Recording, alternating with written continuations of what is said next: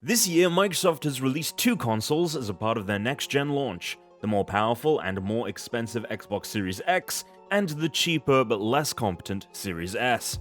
Both devices at a system level operate identically, with the Series S even enjoying the same fast load times and quick resume features as its older brother. When it works, that is, which at launch is actually not often. We'll get to that later, but to start, I wanted to do a blind test between the two systems. I played 5 games on both consoles: Assassin's Creed Valhalla, Dirt 5, Fortnite, Gears 5, and Call of Duty Black Ops Cold War. I had my partner set up both systems in the other room, randomly selecting an HDMI port for each unit. I then played each game, and in between titles, I would leave the room and she would change, or maybe not change, the setup.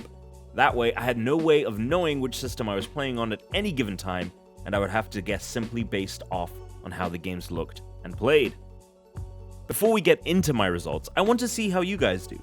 I'm about to show you 2 videos per game labeled A and B. One is the Xbox Series X, and the other is the Series S, and they won't always be the same. The following footage was captured with an Elgato 4K 60S Plus and has been unedited.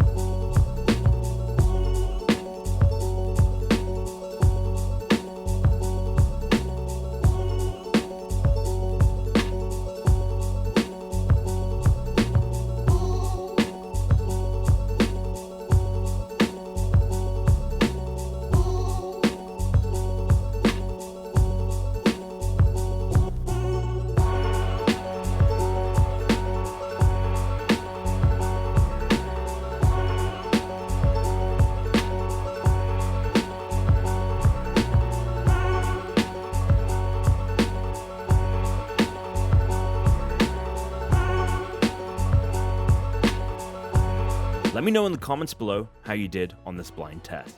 Now personally, in playing these games, I was able to correctly identify every time which was the Series S and which was the Series X.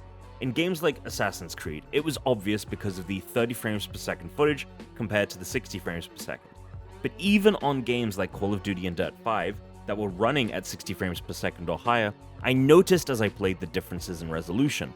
Granted, I am playing on the LG CX OLED TV, which will certainly highlight these differences as it's made for a 4K image. But ultimately, I still don't think the Series S is worth its trade-offs for a savings of $200. And it's not just because of the noticeable visual difference. The Series S comes with around 364GB of usable storage, and the above 5 games almost completely filled my system.